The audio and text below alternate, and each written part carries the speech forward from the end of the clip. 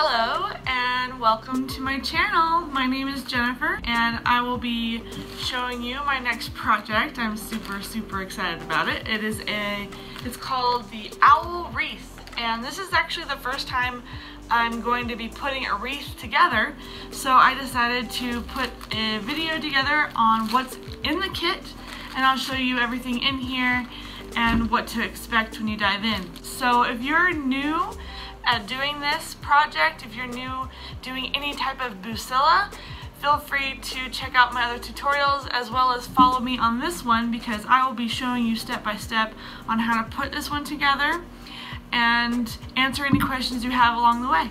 So let's dive into this kit. So when you first open your kit up, there are several components inside, and this particular kit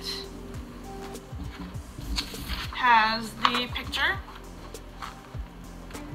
of the project, and I always save the pictures because the picture is a really great reference to what your project will look like at the very end. So I always refer to the picture. All of the Bucilla kits that I have purchased have come with a cardboard sheet. Most of the time, because I do a lot of stockings, you don't really use it. But in this kit, I'm sure we'll be using a ton of cardboard. If for some reason this isn't enough, you can always purchase cardboard at your closest store. I know Walmart and I believe Target has poster board too. So this will work for your project. If you need more, you can always get more.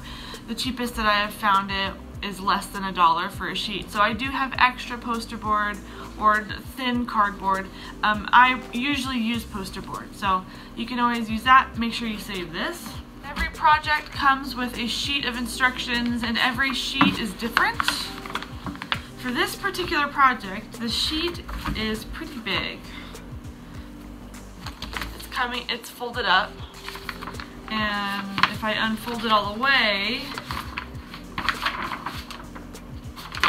this side shows you all of the threading. There you go.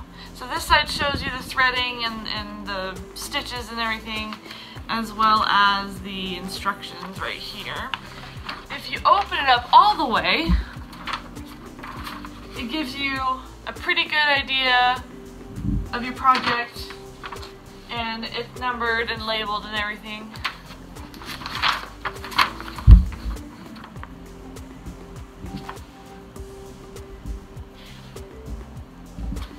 And this side shows you stitches and how to bead and sequin your projects. And throughout this series of tutorials, I will actually be going through every single step with you.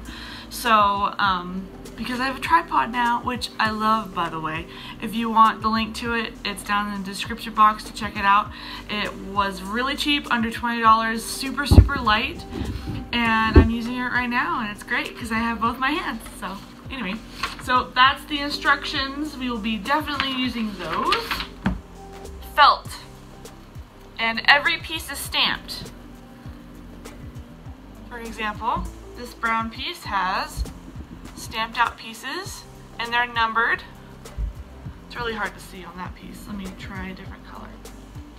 So these are numbered and labeled and stamped out, so you don't have to do anything. All you have to do is cut it out, which I love. So they are color coordinated and they are numbered, and there's a ton. 1, 2, 3, 4, 5, 6, 7, 8, 9, 10 colors. Ooh, I'm excited.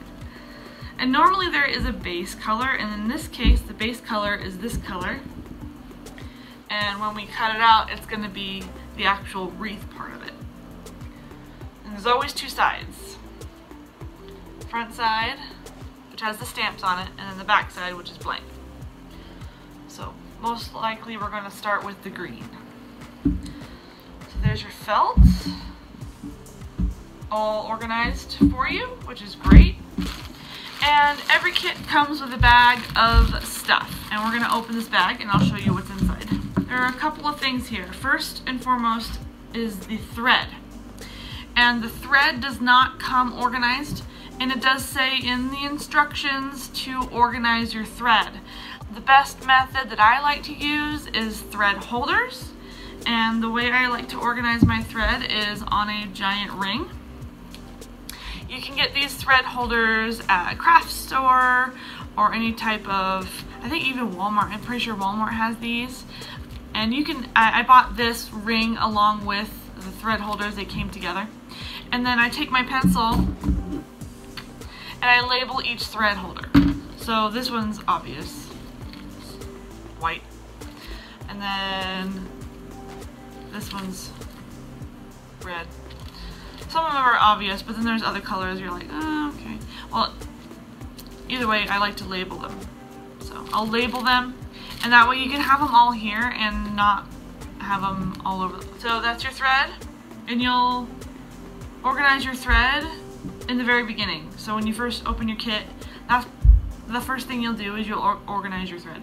Another thing that's really great about these kits is they have sequins and beads that are already colored and organized for you. So all you have to do is take them out and either put them in, I've seen people use plastic bags, I've seen people use the little medicine organizers. I personally use the little snack bags. I use snack bags for my beads and my sequins, mainly because one, I have 3 children, so if they get into my box of thread or my box of beads and dump it all over the place, then my life is ruined and I can't do my project.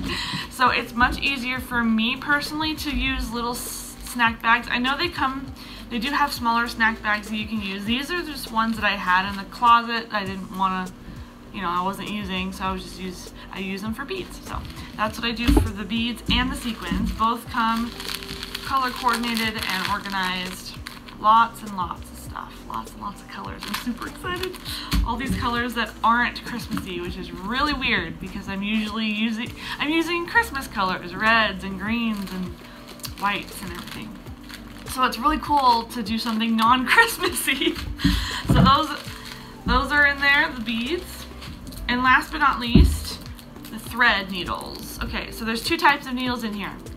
This purple needle is the applique needle, and that needle is a little bit thicker and the eye is a little bit bigger, so it's used for putting felts on and doing embroidery and all that stuff. And then this one, this blue one, is a little thinner and the eye is smaller. And this one is for threading beads and sequins. Okay, that's its sole purpose. Because you'll notice right away that the applique needle is a little thicker, and so the beads won't go through. So you'll have to use this one. I already have a couple. I used to have more, but they tend to break if I use them a lot. So I usually keep a couple of them extra. This is from my last project, which I'll link in the description below. And I'll just add these to my collection. So I'm going to stick these into my little tomato. This is also really handy to have.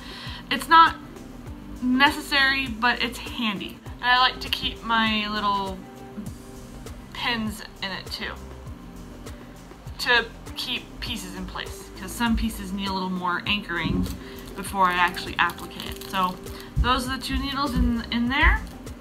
And that's everything in the kit and everything you need. You only need a few extras.